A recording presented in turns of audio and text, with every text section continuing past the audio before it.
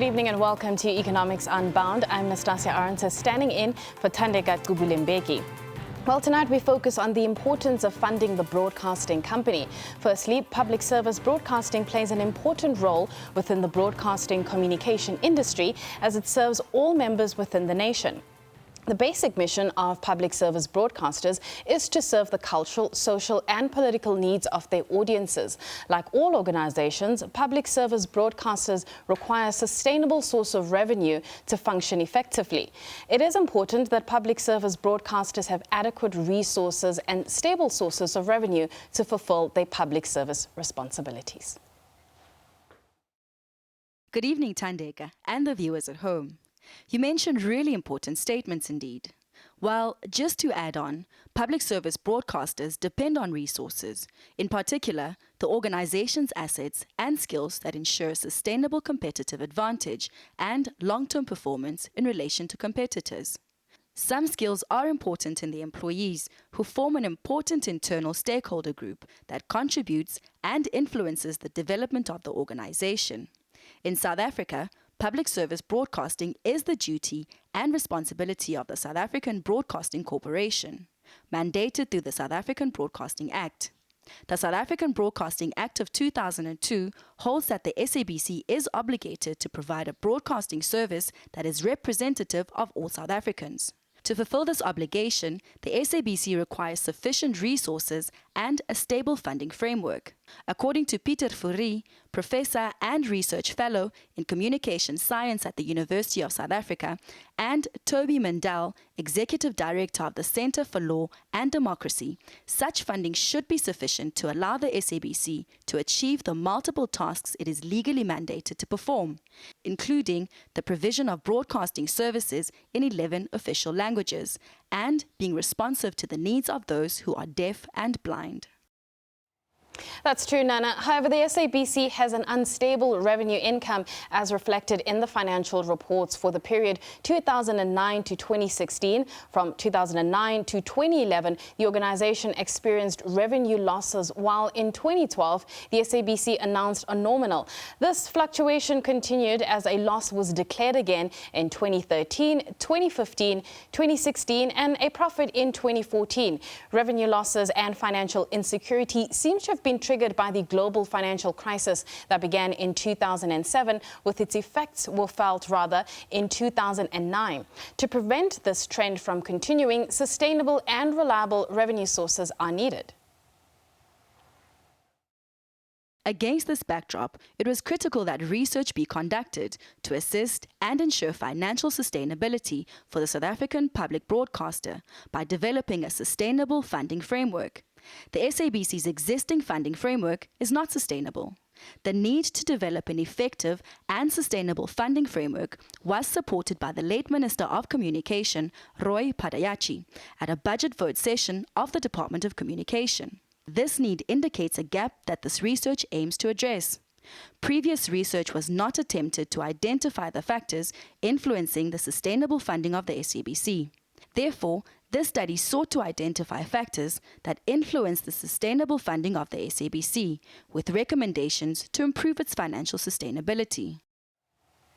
According to the European Broadcasting Union, in the broadcasting industry, funding is one of the factors that determines the extent to which and the way in which the broadcaster's responsibilities are fulfilled.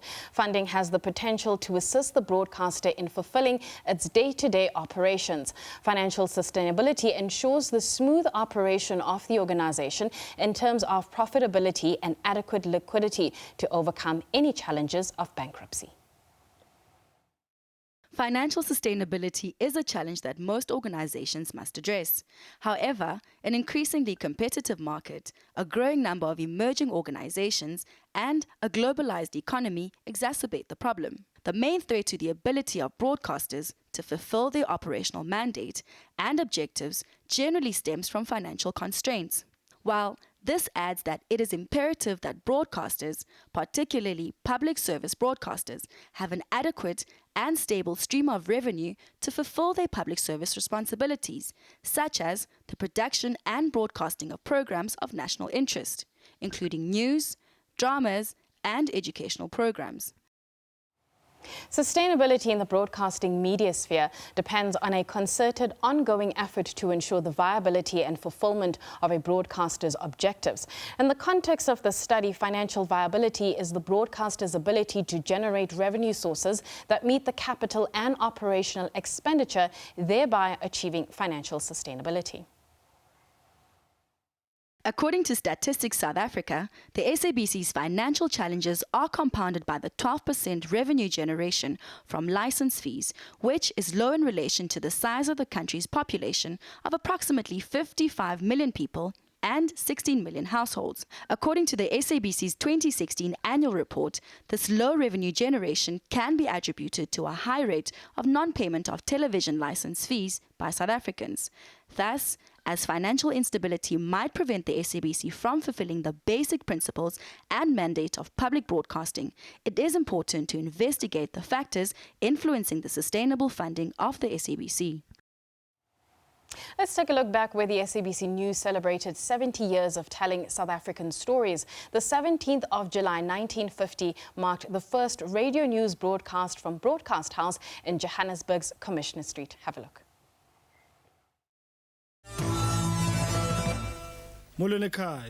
7 decades of news broadcasting. From the early 50s, SABC News has always sought to tell the South African story. The news service was initially only available in English and Afrikaans. Years later, African languages were introduced to accommodate indigenous languages. The public broadcaster was established at a time when the politics of racial segregation was rife. It managed to thrive in this hostile environment. Despite the many challenges and various political landscapes the broadcaster charted, SABC News strived to be impartial and independent. Things have changed, but the reality is the core values of journalism have not changed and cannot be allowed to change, because this is what sustains the credibility and the integrity of journalism. As times changed, so did the news offerings in different languages. The establishment of African radio stations made sure that no event went by unnoticed. And with the arrival of television, the SABC News Service expanded its footprint. From the Soweto uprising to the Truth and Reconciliation Commission to the first democratic elections, SABC News made sure it didn't miss a beat. Different languages were also added to the television news offerings.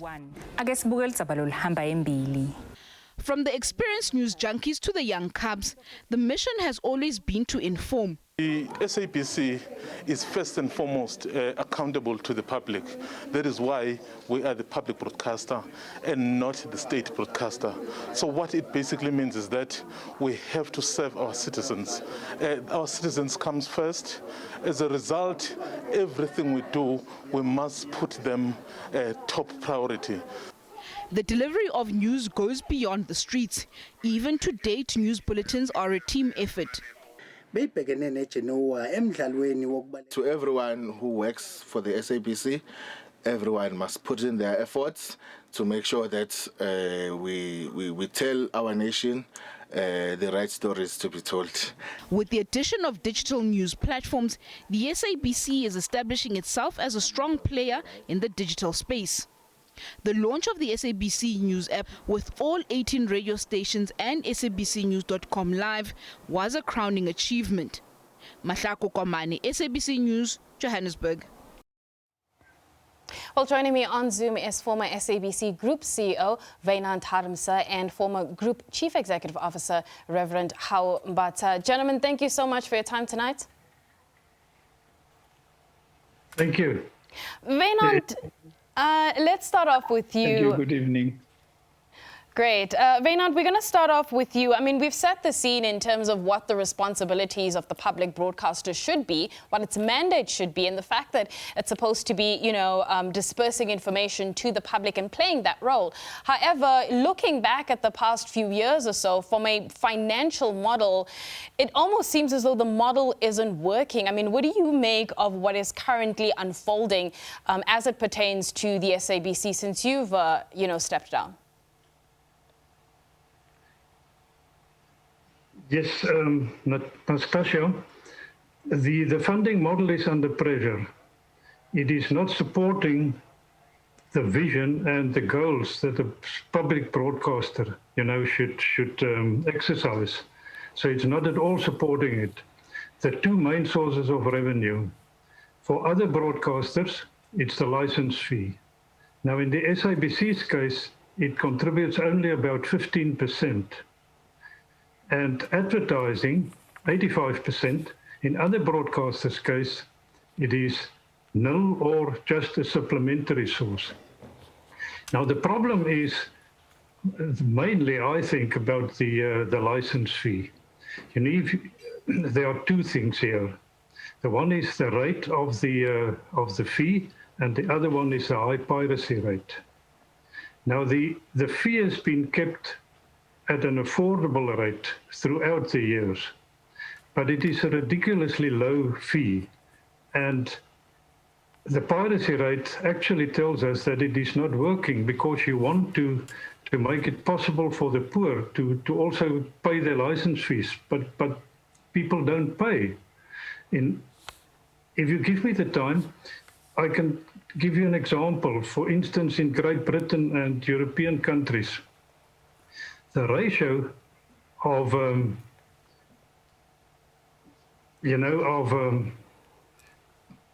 advertising is very low, but the license piracy rate in England, you have the same order of population as in South Africa, but there are 23 million people or households paying their license fees annually. In South Africa, it's only 3 million. The rate in England and in European countries is more than 10 times the fee we pay in South Africa. If you make your sums, the license fee can bring in 10 times more than at the moment. So we have to look at the license fee. It has actually lost its moral legitimacy. So either do away with the license fee and replace it with a state subsidy or something else, or the state must remunerate the SABC for the loss of the piracy revenue. And then we can look at at increasing the rate, because if you exempt the poor, I think that is a critical thing. If you exempt the poor, then you can raise the fee to a reasonable rate. You can increase it fourfold, right, and it will still be just half of a rate overseas. So you can actually, we must look at the licensing system and the advertising. Dependence on advertising mean you have to maximize your audiences during peak viewing hours. Yeah. Wynand, we'll get to the issue of the advertising in just a second. I just want to get Reverend Mbatha's thoughts on your some of these issues that you've brought forward, the issue of the license fee. I mean, Reverend Mbatha, is that what we need to be basically dismantling? I mean, if you have a levy that people aren't complying with, and it seems that there's administrative issues and all kinds of things that are not working for it, does it not then make sense to look at a new way of deriving revenue and building revenue? Should we not then just scrap it? You mean stopping the license? No. Are you asking Huawei? Yes, Wynand. We'll get to you in just a second. Reverend Mbatha, your thoughts on that license fee? Look, from my side, I think we have tried for many years to encourage South Africans to pay licenses. And it looks like, to me, there are a few issues. The first one is that the way in which licenses are collected is really not viable, costs more to bring in less. And also the system as such is not working. And we have been trying this now for more than 20 years. Trying to find better ways of doing it, and it's not working. My point is we should scrap the licenses and find another way of collecting this revenue. It could be through the fiscus, and then the fiscus will pass it on to the public broadcaster, but is not bringing in what we expect to get. I don't think it's wise. Right. Wynand, you were talking about advertising, and it's quite interesting that you mentioned that because it brings to mind the issue of content investment. I was looking at the financial results, and the SABC saw a 28% decline in content investment. So if we're proposing that, people pay a different amount, or that everybody in the UK is probably paying their license fees, does it not then speak to the issue of content that perhaps young people, as they get exposed to different forms of technology, would rather go for streaming services as opposed to consuming actual information that's put together by the public broadcaster? Are those two issues not interrelated? Look, Nastasia, the point is this. If the SABC does not invest sufficiently on its content, it must know that the audiences are going to move away from it, and that therefore the advertising revenue will drop. So what we need to guard, it's like, I'm a farmer. What we need to guard against is a situation where we try and economize on investment, especially on content, and think that we are still going to be able to retain our audiences. It looks like to me for the SABC to succeed, whether it's be licenses, whether it's be advertising revenue, whether it's be government funding, even government funding. It looks like the SABC will have to produce a receipt and say we have got audiences. And for audiences to stick around on SABC channels and radio station, content should be the best, and content should be better on the public broadcaster than it is on the commercial broadcasters. And that is actually the point about public broadcasting. It is that which is frowned upon by the commercial broadcaster has got to be accommodated in the public broadcasters' studios so that the audiences can always find what they need from the public broadcaster. And that is key. Yeah. Wynand, let's come to you. In an ideal world, what would the revenue model of the SABC look like away from its current form? You ask me, Nastasia? That's right, Wynand. Well, I say we must look at the license fee. If we exempt the poor, then we can increase the license fee.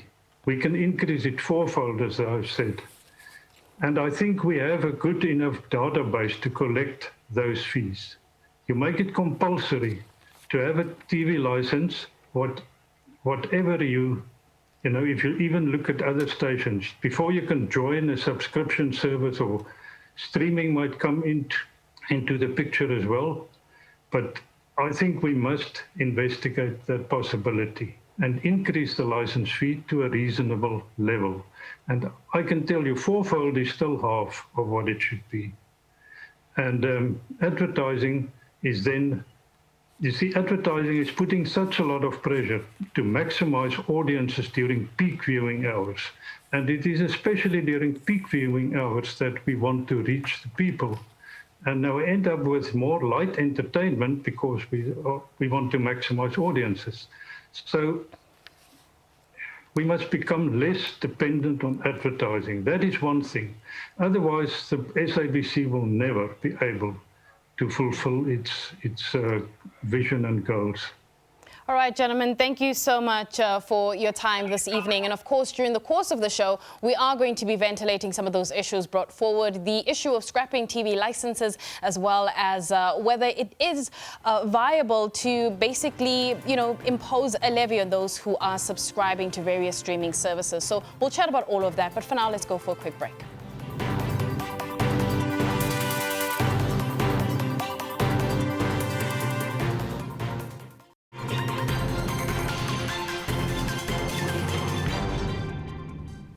Welcome back. The financial sustainability of the SABC is important to the organisation and public broadcasting in the country. While Prudence Makubalo has more about customer benefits and organisational performance as outcomes of sustainable funding. The SABC's funding model and its public mandate has been a topic of conversation for many years. So driving local content is one of the cornerstones of broadcasters' mandate. So the South African Broadcasting Corporation has always played a central role in the evolution of South African broadcasting. The changes in relevant technology and broadcasting environment point to a future role that's significant to the nation. There is core value to be derived from maintaining within the South African broadcasting system a national sector that is publicly owned and funded, politically independent and fully accountable. One of the principles of public broadcasting is to provide coverage of interests for which they are missing for public or for small markets. Public broadcasting attempts to supply topics of social benefit that are not provided by commercial broadcasters. So according to Acta Comesi, independent research journal in management sciences, in the broadcasting industry, measuring customer benefits is directly aligned with the perception of value attained from the broadcast content experience and the extent to which customer expectations or audiences are met or exceeded by the broadcaster.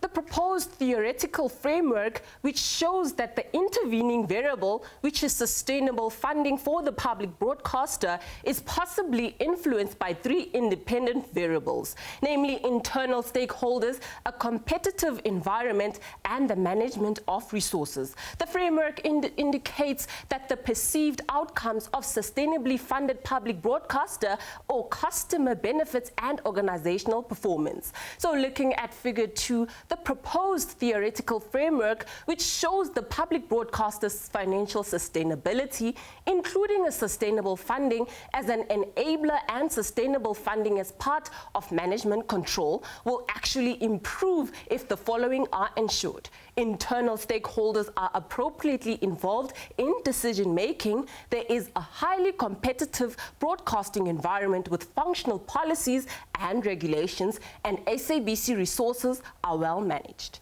In addition, the empirical results show that a financially sustainable SABC would lead to an increase in organizational outcomes such as customer benefits and organizational performance. This shows that the availability of sustainable funds will enable the SABC to improve its customer service as well as its organizational, financial and non-financial performance. Well, for more, I'm joined by Executive Director of the South African National Editors Forum, Dr. Kate Skinner, and independent analyst, writer, researcher, and presently Research and Education Officer at the International Labour and Research Information Group, Dr. Dale McKinley. Kate, thank you for joining us this evening. Let's start off with you. I mean, we were listening to the former CEOs of the SABC tonight, and, you know, some of the I suppose, solutions that they've brought to the table in order to be able to fix the SABC's, call it, business model, one of which was obviously scrapping TV licenses and not relying as much on advertising as it typically does. Is that just the solution, or are there other aspects that we can put forward in order to be able to have a state broadcaster that has a, you know, viable funding model, or rather viable business model? Yeah, so I think what we also need to look at as a public broadcaster, not a state broadcaster, because I think that it's so important that it maintains its independence from all different, forces, whether those are commercial or government.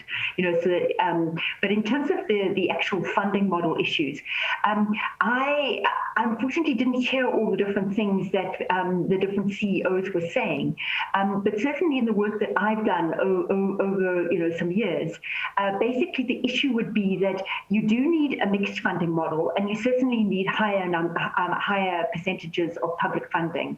And some of the things that researchers have looked at over time is to actually cost the public mandate.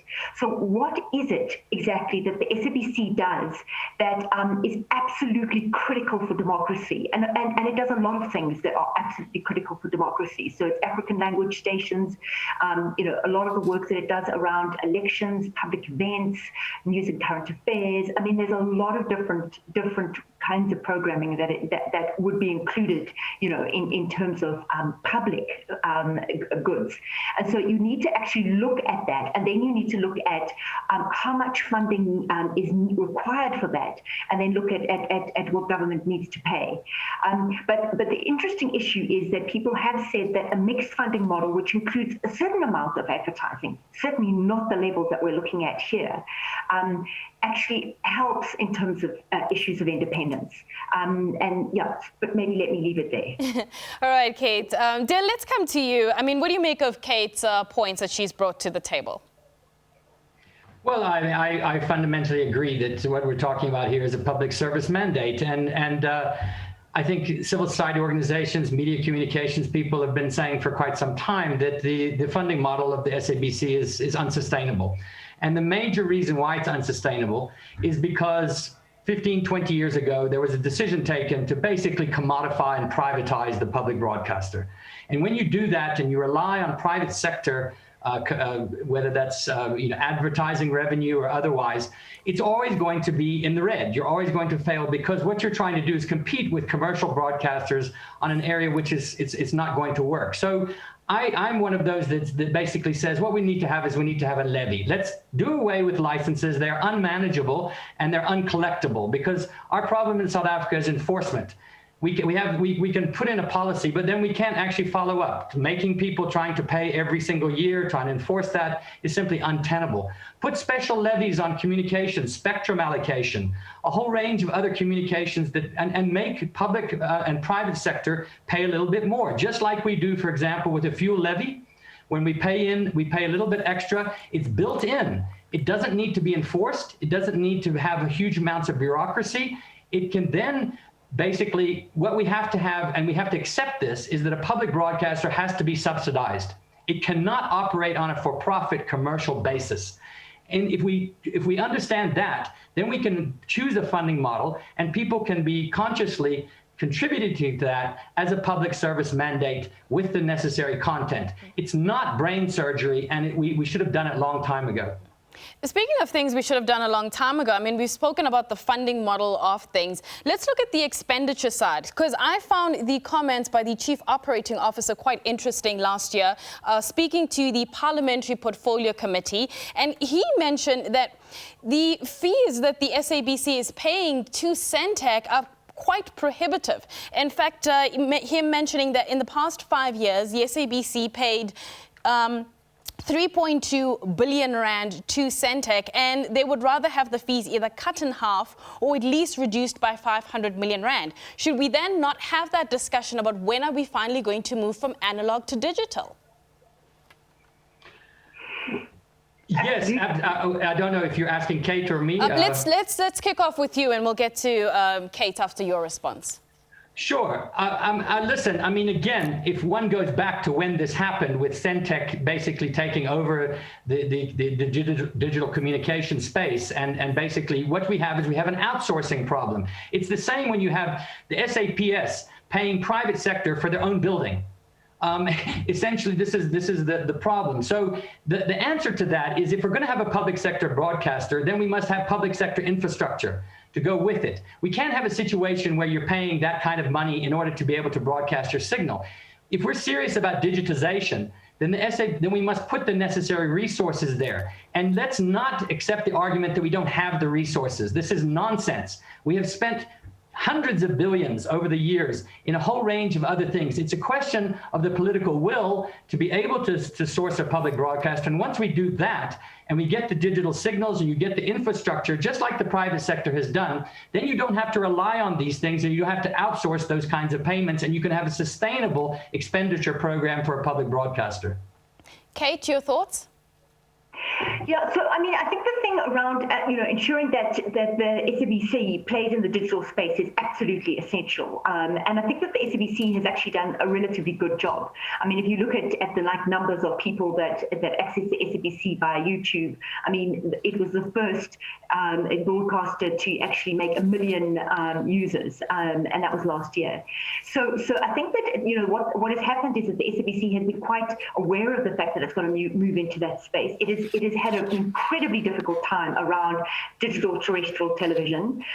It has not been supported by government on that one. And in fact, there's been huge problems around the role that multi-choice has actually played in terms of kind of undermining the rollout of DTT. So I think also one of the other things that we need to look at is just some of the issues around the way that legislation and regulations have actually been formulated.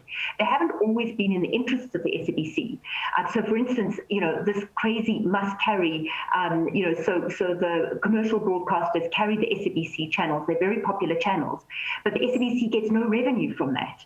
So it's really important that government looks at ways to properly support the SABC and ensure that it actually can fulfill its public mandate. Right. Is the issue of, moving to migration solely a, government issue, or is it a thing where it's the will internally of leadership? I mean, is it a point where you kind of have both parties coming to the table and really pushing for this to happen? Or do we just solely leave it at government's door and say, this is what should have been happening years ago and we're still not doing it? I mean, I'm not sure, Kate. Do we let it be the CEO's KPI job, or should we just, say it's government's responsibility?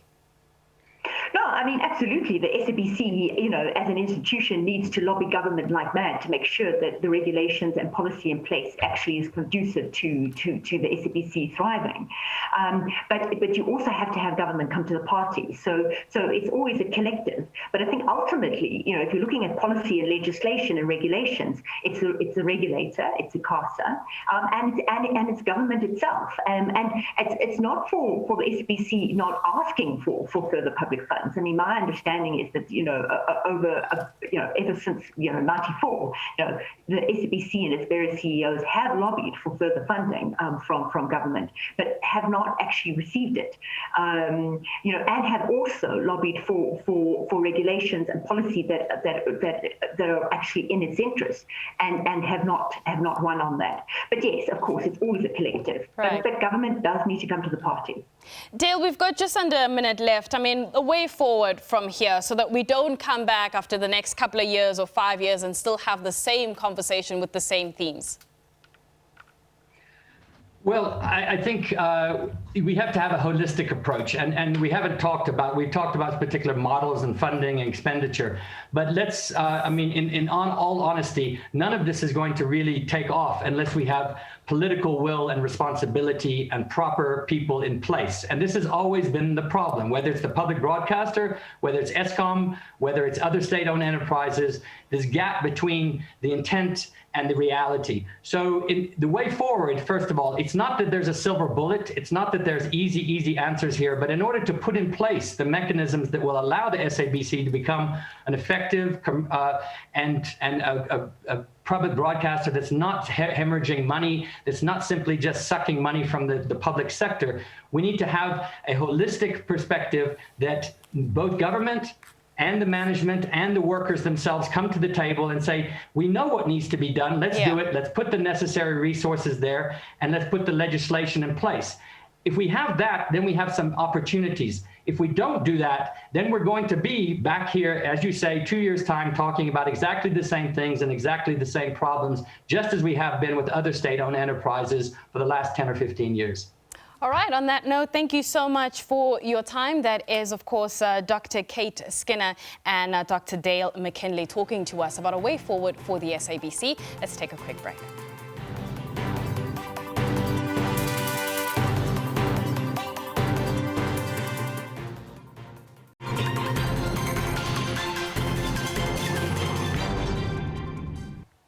A couple of months ago, SABC News employees right here in Auckland Park embarked on a go-slow, with some allegedly refusing to go on air as a heated meeting erupted over looming retrenchments.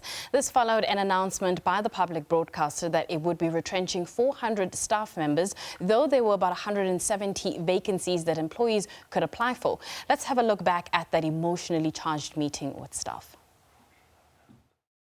We were here way before, sir, you were even appointed to come here. Yes. We have been keeping this ship alive. Oh, yes.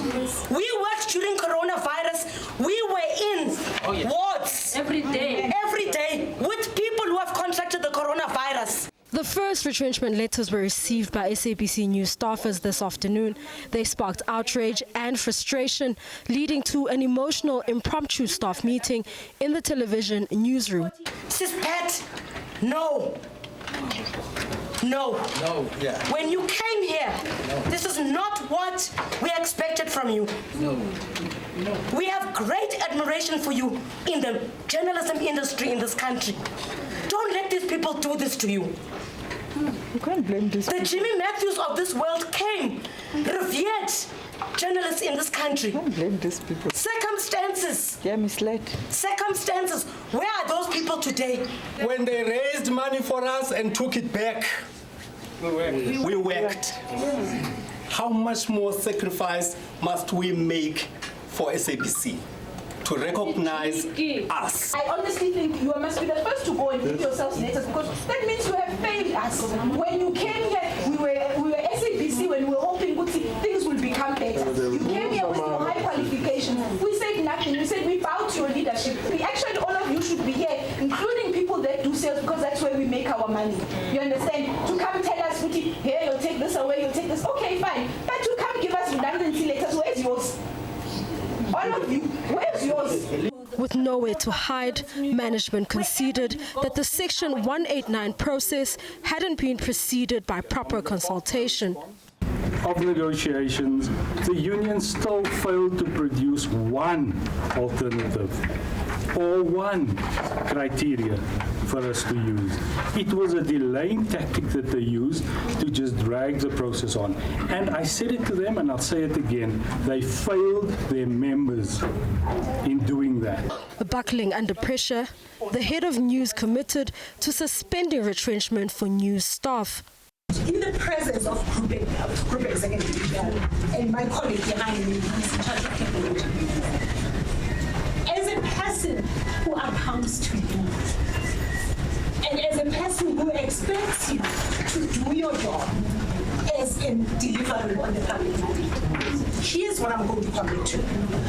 I will go and negotiate it afterwards. But at this point, for the work of the public service to continue, I will talk to Rubeja, I will talk to whoever is senior, but for my responsibility to the newsroom, I'm sorry, Rubeja, I cannot continue to those letters. Temporary relief for the newsroom, but it remains to be seen if Makopeni's commitment will result in saving jobs. Balentle Mthethwa, SABC News, Johannesburg. Unions at the public broadcaster say that they hope at Friday's SABC board meeting to consider proposals aimed at avoiding a jobs bloodbath will yield positive results. The SABC board has requested time until Friday following a meeting with Communications Minister Stella Ndabeni-Abrams and her Labour and Employment counterpart Thulas Nxesi. The ministers also met unions CWU and BMAO. The SABC is planning to retrench over 300 workers.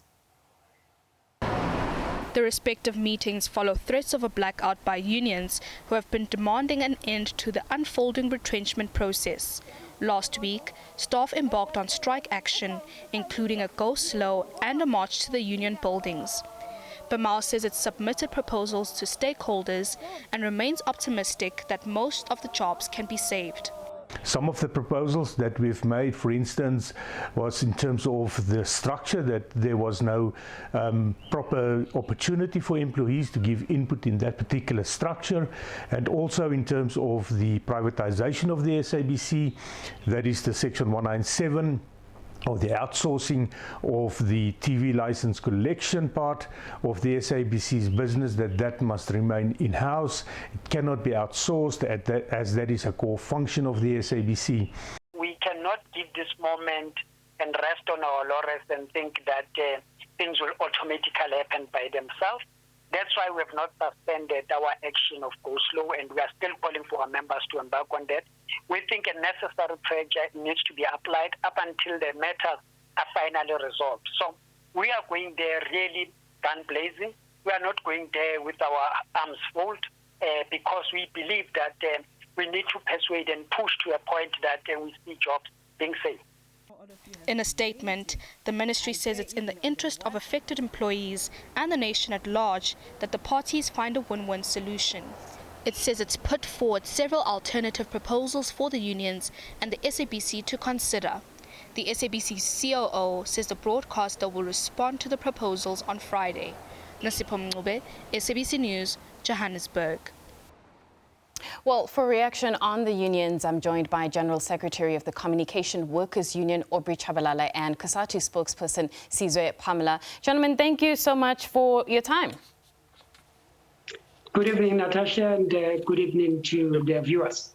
All right, Aubrey, let's start off with you. I mean, I'm sure you heard a little bit of that clip with the COO, Mr. Ian Plaatjes, where he made a remark that the unions did not present one alternative solution, and going as far as saying that the unions failed the employees. I mean, I don't know how you react to that, but what alternative solutions had you brought to the table in order to avert these retrenchments? Well, firstly, I commend his bravery as the COO to say that the whole world knows that we've been in the Parliament Portfolio Committee several times presenting the alternatives to retrenchment, and our proposals were actually public knowledge. But then I don't want to argue that. Let's go to the proposals themselves. We look at what is best practice globally. One of the things that we have, you look at your revenue collection department, which you must strengthen and realign it to the modern society so that you are able to trace and look and make sure that you are creating a space for your public broadcaster to have more revenue being collected. That's the first point. But if you look at SABC, it's basically going to outsource that division, which is TV licensing. Next door, multi-choice, you see that one of their biggest division, it is the customer care where they do the same role. So SABC is unable today, even in government departments, to collect a revenue because it does not have that strength and capacity. It has not remodernized its department in that space. And you go further, you look at the hotels and so forth, where SABC has to create a customer base and connection with those various departments. That's one. Two, we have a space where you can really grow, which is an online content. We've seen SABC doing this, particularly on the YouTube, but it's not collecting revenue in that space. So if you have looked at the latest research, it tells you that more than 70% of the advertisers are now leaving your conventional broadcasters into the online content. And that's where you need to really strengthen your broadcasting space and be able to collect revenue by one of the things that you must do, reskilling and upskilling of the workers. We have very good journalists at SABC who have the vast experience. All what you need to do is to remodernize how they function so that they can go into that space. The third point, which is much critical, is their so-called the public broadcasters mandate, which is unfunded. We have to engage with the government because there's been resolutions after resolutions, particularly in the ruling party, around how best you fund the public broadcaster. We believe that there should be a proportional funding to that. We don't necessarily believe that SABC must rely on bailouts because that shows that there's no good governance. I mean, this is the institution that commands over 22 million viewership and listenership.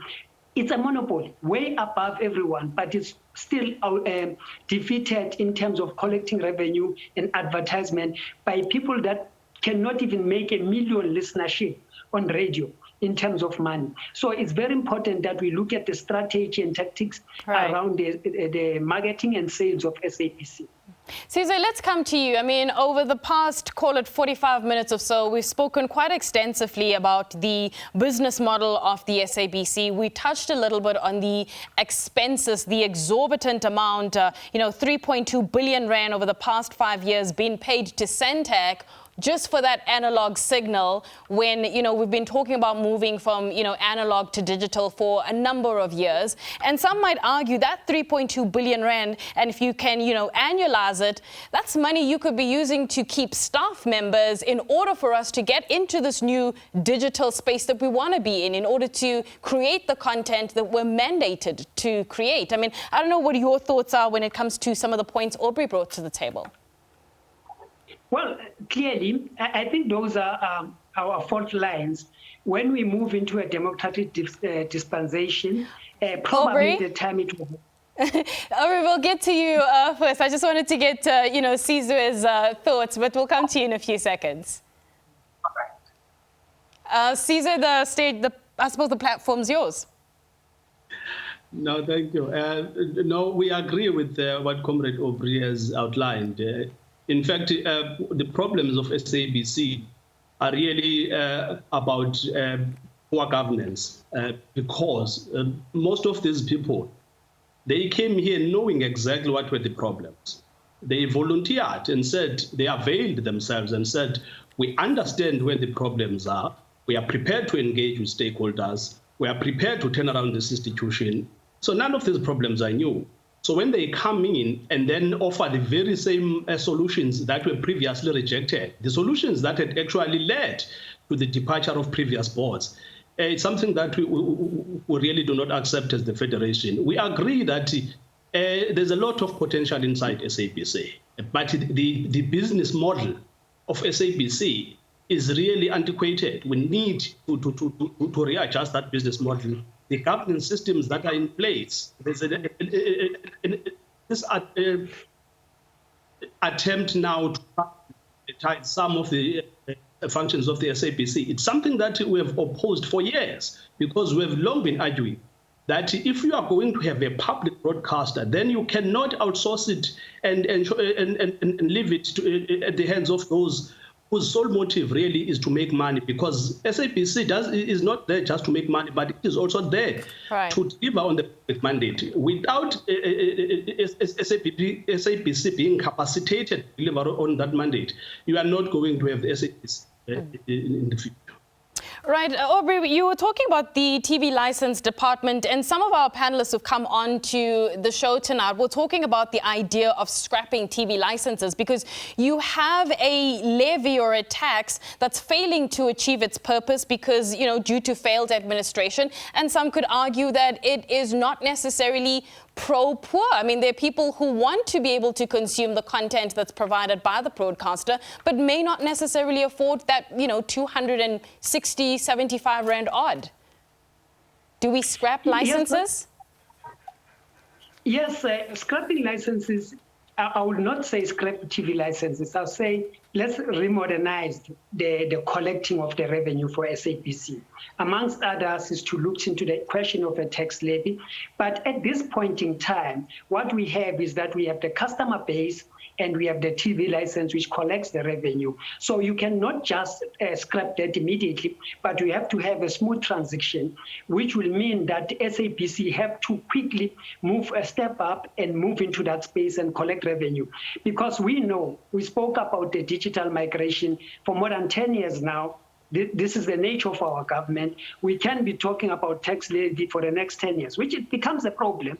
But I want us also to step back to the initial question when you pose around Centec. The very same things that we are complaining about, it could have been maybe appropriate at the time, but Centec was SABC. Let's not forget that. It was on the basis that they outsourced or it separated Centec from SABC, then incur costs. In fact, Centec, it should be in SABC. It should be the capacity of SABC to even expand its base, to provide its platform for private sector to use its platform and then pay SABC. What Centec should be doing, which is also failing. This is what we have seen the model working very well at MultiChoice. But we become our self enemies by killing what we already have. And this is a problem that we are raising here at SABC. If you look at what they are doing, they are retrenching workers that are building content, particularly content on radio and TV, both sports, production, and grammar. And once you do that, again, you are going to go and buy that content. Exactly the same thing that happens with Centec right now. And once that happens, SABC will have to go back and really look for bailouts and all of this. So the turnaround strategy of SAP is really not a working model. Yeah. We appreciate that the executive came with the thinking of private sector, but here we are running a public institution that has a particular mandate that has to reach out to those who are poor and those who are in the isolated areas in this country. Gentlemen, there's so much that we could have, expanded on. We could have spoken about the ideas or the proposals to ask people who are streaming, their subscription models, whether it's via Netflix or whatever platforms they find desirable, whether it was worth it to actually charge them a license fee for owning a tablet or a PC, or even redefining what we mean when we talk about a TV. But all of these things are stuff that we can talk about in the future episodes, of course, of Economics Unbound. But that's all we have for you tonight. And of course, we'll be back next week. Thank you so much for tuning in. Goodbye.